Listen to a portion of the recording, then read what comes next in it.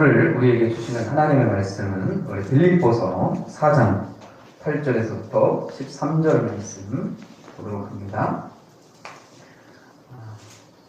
지난 시간에 이어서 빌립보서 4장 8절에서부터 13절 말씀까지 말씀을 봅니다. 찾으셨어요? 함께 같은 목소리로 크게 말씀을 읽도록 하겠습니다. 끝으로 형제들아, 무엇이든지 참되며, 무엇이든지 경건하며, 무엇이든지 옳으며, 무엇이든지 정결하며, 무엇이든지 사랑할 만하며, 무엇이든지 칭찬받을 만하며, 무슨 덕이 있든지 무슨 기림이 있든지 이것들을 생각하라. 너희는 내게 배우고 받고 듣고 본바를 행하라. 그리하면 평강의 하나님이 너희와 함께 계시리라. 네, 성가대 왔으니까 바로 말씀을 증거하도록 하겠습니다. 할렐루야. 정말로 코로나 시대다라고 얘기할 만큼 이 코로나로 인해서 모든 것들이 이렇게 정지되는, 움직일 수 없는 그런 상황까지 이제 와 있고, 그래서 이런 모든 사람들이 정말로 경제적으로 그렇고 생활이 어려운 그런 생활 속에 있습니다. 어쩌면 이런 어려움 속에서 우리는 살아가야 되는데, 이 어려움 속에서 어떻게 슬기롭게 살아갈 수 있을 것인가? 여러분들은 이런 어려움 속에서 어떻게 하면 내 나름대로의 행복을 찾을 수 있을 것인가? 어떤 그런 비결들을 혹시 알고 계십니까? 그 비결을 알고 있다면 그 비결대로 사는 것이 굉장히 중요하겠죠? 건강의 비결, 성공의 비결, 성장의 비결, 이런 비결이라고 하는 그런 이야기가 나오면 굉장히 궁금해지고, 야, 그 비결이 뭘까? 이렇게 궁금증을 갖고 그 비결을 찾아보려고 노력을 하잖아요. 우리 아이가 이제 대학교에 공부를 해야 되고, 진학을 해야 되고, 이러니까 내 눈에 띄는 그런 책의 제목들이 뭡니까? 공부의 비법, 명대에 들어가는 비법, 이런 책들이 눈에 보이죠. 그리고 제가 또 교회를 하다 보니까 교회 성장의 비결, 이런 책들, 그죠? 어떤 비결이라고 하는 책들이 보면, 야, 이 굉장히 궁금해지고, 어떤 비결이 숨어 있을까? 이것 좀 내가 봤으면 좋겠다? 이런 생각을 하게 되는 것이죠. 그죠? 여러분들도 그렇지 않습니까? 하나님이 신앙 성장의 비결이라고 하는 책이 있습니다. 이 신앙 성장에 있어서 어떤 비결, 무슨 비결이 있을까 굉장히 궁금합니다. 그런데 그 내용을 보면 굉장히 간단하다는, 생각보다 굉장히 간단하다는 거예요. 헬렌 목사님이 말하는 신앙 성장의 비결은 뭐냐? 기도와 성경 공부를 통한 하나님과의 대화다라고 얘기합니다. 이 신앙 성장의 비결이 다른 거창한 게 있는 게 아니라 그저 기도하고 성경 공부를 통해서 하나님이 어떻게 말씀하시는가를 잘 하면 신앙이 성장할 수 있다라고 하는 그런 비결이라는 것이죠. 미국의 아테 링클레터라고 하는 사람이 인생의 행복과 성공의 비결을 4가지로 이야기를 하고 있습니다. 첫째는 겸손해야 한다는 것이고, 둘째는 인내해야 된다는 것이고, 셋째는 용기가 있어야 된다는 것이고, 넷째는 용감이 있어야 된다는 것입니다. 좀 대단한 것 같지만 그 보면 아주 간단하고 단순하다는 것이죠. 이 비결, 오늘 성경에서도 바울은 내가 일체의 비결을 배웠다라고 이야기를 하고 있습니다. 그렇다면 바울이 말하고 있는 이 비결은 무엇인가? 여러분들 궁금하지 않습니까? 오늘 저와 여러분들이 바울이 말하는 이 일체의 비결에 대해서 한번 저와 은혜를 같이 나누기를 바랍니다. 우리는 지난 시간을 통해서 이 빌립보의 말씀을 계속해서 보고 있죠. 자, 빌립보의 전체 말씀, 여러분들 잘 기억하십니까? 오랫동안 들었는데, 이 바울이 빌립보를 향해서 편지를 쓰고 있습니다. 이게 빌립보서죠. 바울이 빌립보에 보내는 서신입니다.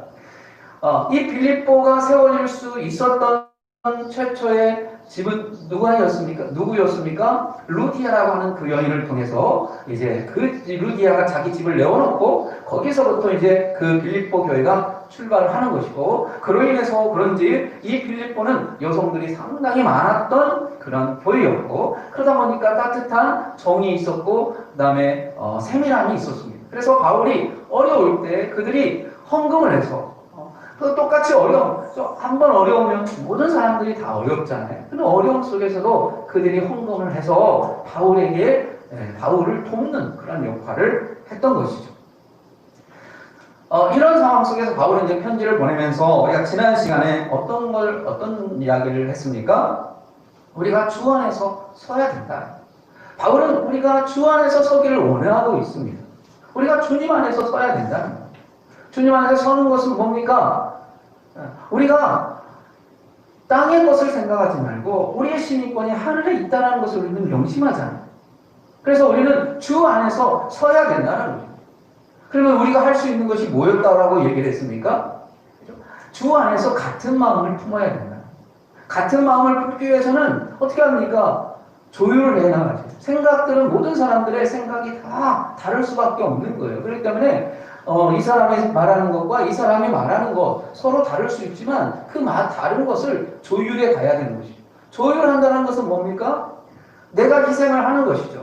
내 의견이 강하다 할지라도 내 주장이 맞다 할지라도 상대방의 이야기를 들어줄 수 있어야 되는 것이고 그리고 내 생각을 조금 접을 수 있어야 되는 것이죠. 그래야 갈등을 봉합할 수 있고 같은 마음을 품어갈 수 있는 것이죠. 그래서 우리가 같은 마음으로 주 안에서 같은 마음을 가져야 되는 것이죠. 그래서 바울은 유오디아를 권하고 순두개를 권하라 이렇게 얘기합니다. 권해서 서로 같은 마음을 품도록 하자라는 것이죠. 그리고 어떻게 하라고 했습니까? 동역자를 도우라는 것이죠. 바울의 동역자를 도우라는 것이죠. 많은 동역자들을 도우라는 것입니다. 바울만 도우라는 것이 아니라 하나님의 일을 하는 그 사람들, 하나님의 동역자들을 우리가 어떻게든지 도와야 된다라고 이야기하는 거예요. 그래서 여인들을 돕고 클레멘드와 그 외에 나의 동역자들을 도우라라고 바울은 그렇게 동역자들을 도울 것을 권면해 주고 있었죠. 또 뭐라고 했습니까? 관용을 널리 알리라는 것입니다. 우리의 관용을 널리 알리라는 것입니다. 우리가 옹졸한 생각을 하지 말고 우리가 좀 통넓게 생각하고 나만 생각하는 것이 아니라 좀 더 넓게 이웃을 조금 더 생각하는 그런 관용적인 마음, 널리 베푸는 그런 마음들을 사람들이 알 수 있도록 그것을 알리라는 거예요. 그것을 알리도록 우리는 노력해야 되는 거죠. 그럴 때 우리는 든든히 서갈 수가 있는 것입니다. 우리가 이렇게 관용을 베풀고 또 동역자를 돕고 같은 마음을 품어도 문제가 해결되지 않는 문제들이 분명히 있다는 거예요. 해결되지 않는 문제들은 어떻게 해야 된다고 얘기합니까? 지난주에 뭐라고 했습니까? 이렇게 풀리지 않습니다. 우리가 노력을 해도 풀리지 않아요. 그죠? 우리가 관용을 베풀고 우리가 같은 마음을 하고 내가 이해를 하려고 해도 풀리지 않는 문제가 있어요. 이럴 때는 어떻게 해야 됩니까? 바울은 뭐라고 얘기해요? 아무것도 염려하지 말고 다만 모든 일에 기도와 간구로 너희 구할 것을 감사함으로 하나님께 아뢰라는 거예요. 우리가 노력했지만 안 돼요. 할 수 없어요. 이럴 때 우리는 하나님 앞에 기도하는 것입니다. 핑계 들고 나가는 것이 아니라 우리는 하나님 앞에 기도하는 것이죠. 하나님 앞에 감사하면서 기도하는 것이죠. 이런 어려움 주었습니다. 이 코로나를 주었습니다. 왜 이것이 풀리지 않습니까? 하나님 빨리 풀어주십시오. 하나님 앞에 기도하는 거예요. 핑계 들고 나가고 누가 잘못했다라고 하면서 그 사람을 지적하는 것이 아니라 우리는 겸손하게 그것도 감사. 지금에 오는 많은 과정들이 좀 힘들고 왜 저런 일을 했을까라고 하는 그런 원망적인 그런 마음도 있겠지만 이런 것들을 다 용서하고 지금 시장에서 우리는 하나님 앞에 지금까지 온 것도 감사하다. 더 많이 일어났으면 어떡할 건데 그래도 우리나라는 그저 100명, 200명, 그저 최고 많을 때가 400명 이런 수준에서 그쳐서 그나마 다행이다. 하나님 그나마 이렇게 해주셔서 감사합니다. 라고 그런 감사한 마음으로 우리는 하나님 앞에 아뢰는 거죠. 이 문제가 빨리 해결될 수 있도록 우리는 하나님 앞에 아뢰는 것입니다. 자, 우리가 이렇게 하나님 앞에 풀리지 않는 문제를 하나님 앞에 아뢰면 하나님은 어떻게 하신다고 말씀했습니까? 그리하면 모든 지각에 뛰어난 하나님의 평강이 그리스도 예수 안에서 너의 마음과 생각을 지키시겠다. 누가 지키십니까? 하나님이 지키시나. 모든 문제는 다 하나님이 하시는 것이고 하나님이 지키신다라는 것입니다. 우리는 다만 우리의 역할에서 그것을 우리의 할 수 있는 것만 하면 되는 것이죠. 나머지는 누가 하십니까? 하나님께서 다 하신다라는 것이죠. 이것을 우리에게 믿을 것을 이야기를 하고 있습니다. 그래서 바울은 오늘 내가 일체의 비결을 배웠다라고 이야기를 하고 있는 것입니다. 이게 생각하는 것이 굉장히 중요한 것이죠. 자, 우리가 어떻게 생각하느냐, 무엇을 생각해야 되느냐. 하나님이 우리의 생각을 지키신다고 그랬잖아요. 우리의 마음과 생각을 지키신다고 그랬잖아요. 하나님이 지키시는 그 생각, 그렇다면 우리가 어떤 생각으로 서야 되느냐라는 것이죠. 그 생각이 무엇이냐 해야 되는 것입니다. 하나님이 우리의 생각을 지키시지만 우리도 나름대로 생각해야 될 생각이 있다는 것이죠. 이 생각이 무엇이 되어야 되느냐라는 것입니다. 우리 같이 8절 한번 읽어봅시다. 시작. 끝으로 형제들아, 무엇이든지 참되며 무엇이든지 경건하며 무엇이든지 옳으며 무엇이든지 정결하며 무엇이든지 사랑할 만하며 무엇이든지 칭찬할 만하며 무슨 덕이 있든지 무슨 기름이 있든지 이것들을 생각하라. 우리가 생각해야 될 것이 뭐냐면 무엇이 가장 선한가? 무엇이 참된가? 무엇이 정결한가? 무엇이 칭찬할 만한가? 그래서 우리는 최선의 생각을 해야 되는 것이죠. 어떤 것이 정결한 것이고 어떤 것이 정말로 사랑할 만한 것이고 어떤 것이 칭찬할 만한 것인가? 이것을 생각하라는 것이죠. 생각을 잘 해야 된다는 것입니다. 생각이 잘못되면 악한 생각을 하게 되면 잘못된 생각을 하게 되면 결국 잘못된 판단을 하게 되고 잘못된 행동을 하게 되는 것이죠. 잘못된 행동은 결국 많은 사람들로부터 칭찬을 받을 수밖에 없는 행동으로 나오기 때문에 우리가 먼저 생각을 잘해야 됩니다. 생각이 우선이기 때문에 생각을 잘 해야 된다는 거죠. 근데 생각할 때 그냥 생각하는 것이 아니라 무엇이 경건한지, 무엇이 참된지, 무엇이 옳은지, 무엇이 정결한지, 무엇이 사랑할 만한 건지, 무엇이 칭찬을 받을 만한 건지, 무엇이 덕이 있는 건지, 무슨 기림이 있든지, 기림은 하나님 앞에 영광, 무엇이 하나님 앞에 영광이 될 것인지에 대해서 우리는 생각을 해야 된다는 것입니다. 예수님께서도 너희는 어떤 것을 하지 말라라고 이야기를 하면서 특별히 이 생각조차도 예수님은 굉장히 마음에 담아서 말씀을 해주셨습니다. 살인하지 말라 율법은 그렇게 말했을 때 예수님은 뭐라고 얘기했습니까? 형제에게 노하고 형제를 미워하는 사람도 살인하는 자다라고 얘기합니다. 어떻게 보면 율법적인 것은 어떤 행동에서 나오는 것이라면 예수님은 모든 가정들이 생각 속에서 가진 것조차도 그것 또한 범죄다라고 이야기합니다. 그래서 어떻게 보면 율법보다는 이 구약보다 예수님이 말씀하시는 것이 어쩌면 더 강력한 하나님의 말씀인 것이죠. 더 지키기 어려운 것이죠. 그죠? 그래서 예수님은 생각하는 것조차도 우리에게 좋은 생각을 하고 최고의 선한 생각을 해야 된다라고 예수님도 그렇게 말씀을 해주시고 있는 것입니다. 이런 말씀이 있습니다. 생각을 심어서 우리가 무슨 생각을 하느냐에 따라서 그 사람의 인생이, 그 사람의 운명이 결정된다는 거죠. 그렇기 때문에 우리는 좋은 생각, 최고의 생각을 해야 된다는 거죠. 바울은 이런 생각을 가지도록 요청을 하고 있습니다. 우리가 이런 생각을 가져야 된다. 그러면서 바울은 이제 생각했다면 생각으로 그치는 것이 아니라 어떻게 합니까? 행동을 해야 돼요. 생각은 행동을 만들기 때문에 우리가 행동을 해야 돼. 그 행동을 해야 되는 것이죠. 어떻게 행하느냐? 이건 굉장히 중요한 것이기 때문에 그걸 행해야 되는 거죠. 어떻게 행하라고 오늘 본문은 이야기합니까? 9절에 이렇게 말합니다. 9절 같이 한번 읽습니다. 시작. 너희는 내게 배우고 받고 듣고 본 바를 행하라.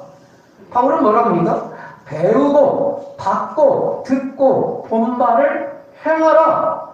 생각만 하고 거기서 그치지 말고 이제 행동으로 옮겨야 된다는 거죠. 그래서 야고보서 2장 17절에 보면 뭐라고 얘기합니까? 행함이 없는 믿음은 그 자체가 죽은 것이다 라고 말하고 있습니다. 결국은 생각도 행동으로 표현돼야 되는 것이죠. 선한 생각도 그죠? 우리의 선한 것으로 행동으로 옮겨져야 된다는 것입니다. 그래서 바울에게 배우고 듣고 본 바를 행하라. 그래서 바울이 무엇을 배웠습니까? 바울이 배운 것이 무엇입니까? 바울이 행한 것이 무엇입니까? 그리고 예수님께서 보여주신 것이 무엇입니까? 예수님께서 말씀하셨던 그리고 바울이 그 몸소 실천했던 그 실천들이 무엇이었습니까?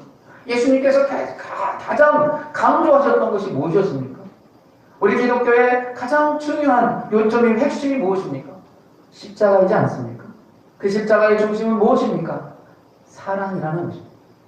먼저 하나님을 사랑하고 그 다음에 이웃을 사랑하라. 이것이 바울이 배웠던 것이고 바울이 들었던 것이고 이 말씀을 끊임없이 우리는 우리에게 말씀하고 있는 것이고 바울은 여전히 우리에게 같은 목소리로 같은 소리로 우리에게 같이 이야기를 하고 있는 것입니다. 그렇기 때문에 우리는 이 말씀을 자꾸 들어야 되는 것이죠. 예배는 우리의 생명과도 같은 것입니다. 그런데 이 생명과 또 같은 이런 예배이지만 이 예배를 통해서 다른 사람에게 피해를 준다면 우리가 손해를 보더라도 감수할 수 있어야 되는 것이죠. 왜? 이것이 이웃 사랑이기 때문에. 지난 수요일날 우리 조영모 목사님께서 요한복음을 통해서 말씀을 해주셨죠. 우물가의 여인이 예수님 앞에 말씀했습니다. 어떤 말씀을 했습니까? 우리 조상들은 이 산에서 예배하는데 당신들의 말은 예배할 곳이 예루살렘에 있다 하더이다 라고 얘기를 합니다. 이것을 지금의 상황에 비춰보면 우리 조상들은 교회에서 예배를 드려야 된다고 하는데 당신들의 말은 비대면 예배, 영상 예배 드려도 된다고 하더이다. 어떤 것이 맞습니까? 대면 예배가 맞습니까? 비대면 예배가 맞습니까? 어떤 예배가 맞습니까? 어쩌면 우리 한국 교회 어떻게 보면 양분으로 나눠져 있어요. 한쪽은 영상 예배 드려도 된다. 코로나 이 시국에 영상 예배 드려서 비대면 예배를 드리자. 이렇게 하는. 또 한편에서는 이 예배는 우리의 생명인데 어떻게 비대면 예배를 드리냐. 어떻게 비대면 예배가 예배냐. 같이 예배를 드려야 된다. 그래서 정부가 어떻게 하든지 우리는 순교의 정신으로 함께 모여서 예배를 드리자 라면서 계속해서 주장하는 사람도 있다는 것입니다. 비대면 예배가 맞는 것인지 아니면 대면 예배가 맞는 것인지 이거 어떻게 해야 되냐, 우리가 뭘 어떻게 어떤 것이 맞는 거냐 이렇게 물어볼 수가 있잖아요. 이런 상황이 있을 때 예수님은 뭐라고 얘기를 합니까? 아버지께서 참되게 예배하는 자들은 영과 진리로 예배할 때가 오니 곧 이때라. 아버지께서는 자기에게 이렇게 예배하는 자들을 찾느니라. 중요한 것은 대면 예배가 중요하냐 아니면 비대면 예배가 중요하냐가 아니라 내가 신령과 진정으로 예배할 수 있느냐가 중요하다는 거죠. 그것에 우리는 집중해야 되는 것이죠. 우리가 영상 예배를 드리지만 이것이 굉장히 우리에게 이게 영적으로 신령과 진정으로 마음 자세가 안 좋아. 그렇다면 어떻게 합니까? 대면 예배로 드려야 돼요. 지금 코로나 상황에서는 어쩔 수 없으니까 우리가 이것을 위해서 내가 예배를 나 때문에 피해를 보면 안 된다. 내가 집에서 예배를 드려야 돼. 영상으로 예배를 드려야 돼. 근데 이 영상으로 예배 드리면 솔직히 어떻습니까? 어느 목사님이 이제 어느 분한테 그런 전화를 받았다고 그러는 거예요. 처음에는 영상 예배를 드릴 때 양복도 딱 입고 가족들 다 모여가지고 영상 딱 틀어놓고 예배 경건하게 예배를 딱 드렸습니다. 근데 시간이 자꾸 흘러지면서 어떻게 되죠? 흐트러지는 거죠. 보이지 않으니까 그냥 처음에는 양복 다 입고 예배를 드렸는데 이제 편하게 이제 옷 입고 예배를 드리고 그 다음에 이제 시간을 딱 지켜서 예배를 드렸는데 어떡합니까? 이제 왔다 갔다 물도 마시고 또 이제 하면서 이제 영상만 틀어놓고 이 예배를 드리고 이 신령과 진정이 안 되는 거죠. 우리가 지금 영상으로 계속 예배를 드리지만 영상으로 계속 드리면 이게 신령과 진정으로 예배를 드려야 되는데 이게 신령과 진정이 잘 안 되는 거예요. 그래서 어쩌면 들 수 있으면 함께 예배를 드리는 것이 가장 정상적인 예배인 거죠. 왜? 신령과 진정으로 예배를 드려야 되는데 이 영상이 신령과 진정으로 잘 안 돼요. 내가 하려고 노력하지만 쉽게 되지 않는다라는 것이죠. 근데 중요한 것은 그죠? 영상 예배 드려도 내가 신령과 진정으로 예배 드릴 수 있다면 그렇게 드려야 돼요. 지금 코로나 시기에는 이렇게 영상을 드려도 됩니다. 그런데 계속해서 이렇게 영상으로 드릴 수는 없는 것이죠. 빨리 이것이 문제가 해결되고 우리 같이 예배 드릴 수 있는 그 예배 자리에 와야 되는 것입니다. 그래서 신령과 진정으로 예배할 수 있는 그런 삶이 그런 모습이 우리에게 있어야 됩니다. 이게 중요하다는 거죠. 그래서 바울은 배우고 듣고 본말을 행하라. 그리하면 평강의 하나님이 너희와 함께 하시고. 이럴 때 하나님이 우리와 함께 하신다는 것입니다. 하나님이 떠나시면 우리는 아무것도 아닙니다. 우리는 하나님이 함께 하시기 때문에 우리는 건재할 수 있는 것입니다. 그런데 하나님이 우리를 떠나버리면 우리는 빈 껍질과 같은 것입니다. 우리 안에 누가 중요해 있습니까? 우리 예수 그리스도께서 계심이 우리는 무엇보다도 중요하다는 것입니다. 바울은 내게 배우고라고 얘기합니다. 다른 사람에게 배운 게 아니라 누구에게 배운 거예요? 바울에게 배운 거예요. 우리는 많은 곳에서 많은 것을 배웁니다. 요즘은 유튜브가 있어서 정말로 많은 것들을 배우는 것 같아요. 많은 콘텐츠가 있어서 그걸 막 배웁니다. 그러니까 자기 생각과 같은 것만 계속 보다 보니까 자기 주장이 강해지는 거예요. 그러니까 어떻게 보면 더 많은 갈등들이 자꾸 일어나게 되고 더 많은 불평들이 자꾸 생겨나는 거죠. 그래서 세상의 지식들, 그저 유튜브를 통해서 많은 습득하는 이런 것들은 결과적으로 하나가 되게 하는 것을 어떻게 보면 방해하고 있는 것이죠. 중요한 것은 바울이 우리에게 가르쳐 준다. 그것을 우리는 배워야 된다는 거예요. 할렐루야. 그렇다면 바울이 배운 것이 뭐니? 바울도 배운 것이 있잖아요. 예수님에게서 배웠잖아요. 그럼 바울은 또 배웠다라고 얘기합니다. 오늘 본문에서도 바울은 배웠다라고 얘기합니다. 뭘 배웠다라고 얘기합니까? 오늘 11절에 그렇게 얘기합니다. 내가 궁핍함으로 말하는 것이 아니니라. 어떤 형편이든지 나는 자족하기를 배웠노니. 바울이 배운 것이 있어요. 뭘 배웠어요? 뭘 배웠다고요? 바울이 뭘 배웠습니까? 예? 자족하는 것을 배운다. 자족이 뭐죠? 스스로 만족하는 거죠.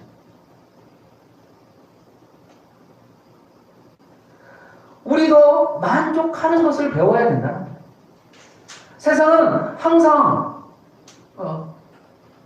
항상 우리를 어렵게 하는 거죠.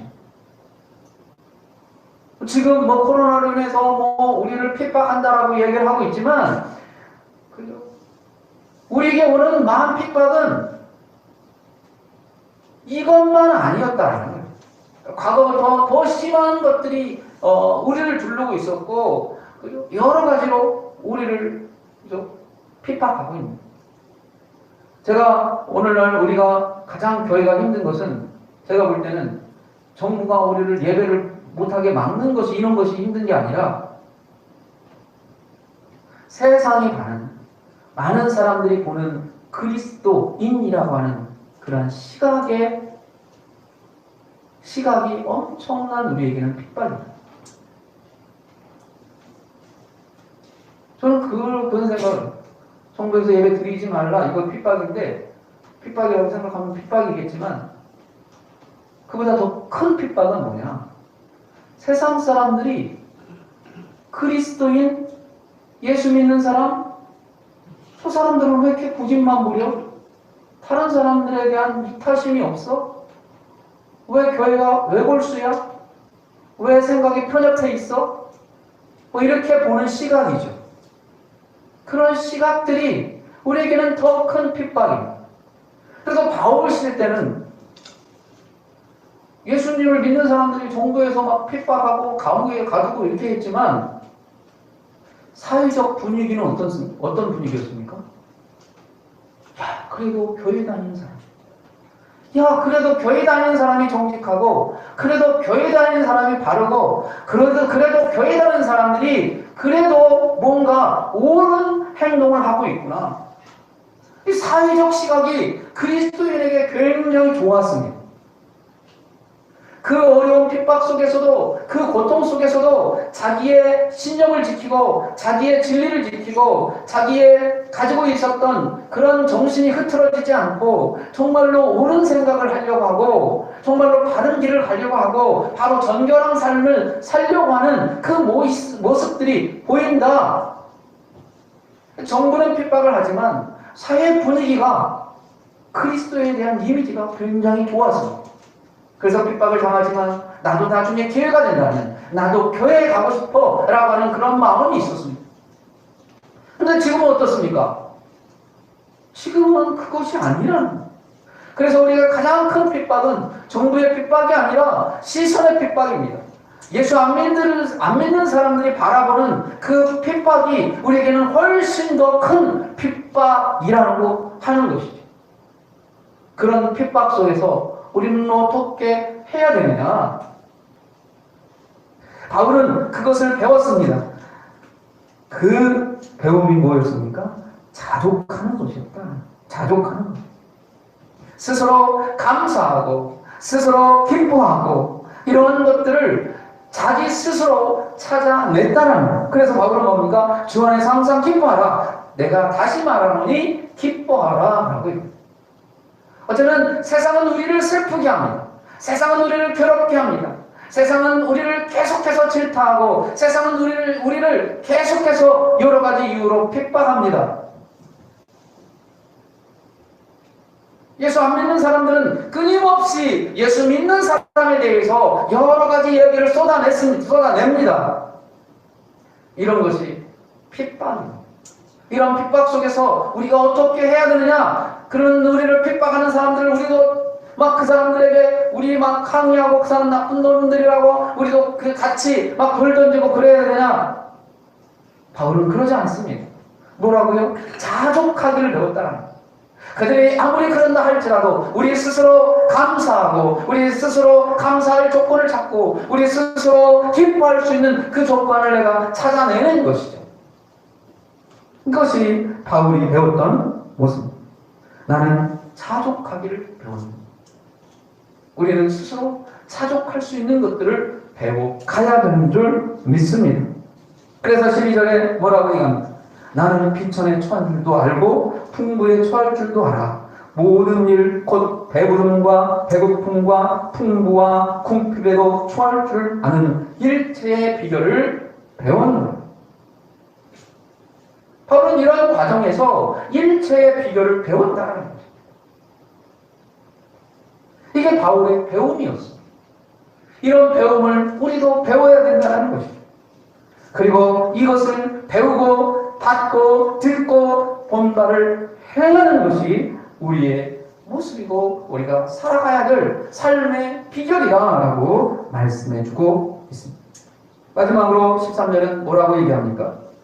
내게 능력 주시는 자 안에서 내가 모든 것을 할 수 있느니라. 우리에게는 여러 가지로 다 막혀 있어요. 어떻게 보면 우리의 신앙생활 하려고 하는데 많은 여건들이, 많은 조건들이 우리를 다 가로막고 있어요. 아, 내가 할 수 있는 것이 뭐야? 나 할 수 있는 것이 아무것도 없어. 그렇게 낙심하고 있을 때가 아니라는 것이죠. 왜? 우리에게는 할 수 있다. 할 수 있는 힘이 우리에게 있다. 하나님이 내게 능력 주시는 자 안에서 모든 것을 할 수 있다는 것입니다. 그래? 대면 예배 못 드리게 해? 그렇다면 우리도 그걸로 그냥 예배를 안 드리느냐? 아니요. 우리는 다른 방법을 찾아보는 거예요. 영상 예배 찾아보는 거예요. 이것도 안 되면 다른 방법 찾아보는 거예요. 다른 방법이 있다는 거예요. 분명히 있다는 거예요. 하나님께서 주신다는 거예요. 찾으면 찾을 수 있다는 거예요.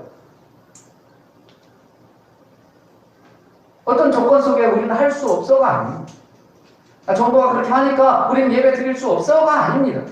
그것을 하라는 것 다 지키면서까지 하면서도 우리 스스로 무언가를 할 수 있는 힘이 있다는 것이죠. 그것을 찾을 수 있다는 것입니다. 그러니까 낙심하지 말라는 것입니다. 하나님께서 주신다는 거예요. 지혜를 주신다는 거예요. 이것이 바울이 우리에게 주시는 말씀. 내게 능력 주시는 자 안에서 내가 모든 것을 할 수 있느니라. 우리 신앙뿐만 아니라 우리의 삶에 있어도 계속해서 막히고 있습니다. 일이 잘 안 되고 있습니까? 풀리지 않습니까? 해결되지 않습니까? 그래서 낙심이고, 그래서 낭망되고, 아, 나는 아무것도 할 수 없어라고 좌절하고 있습니까? 그러지 마시라. 바울이 우리에게 주셨던 그 말씀, 내가 스스로 자족할 수 있는 그것을 바울이 배웠기 때문에 우리도 그것을 배워서 스스로 그저 우리의 상황을 이길 수 있는 그런 일체의 비결을 저와 여러분들이 가질 수 있기를 주님의 이름으로 축원드리겠습니다.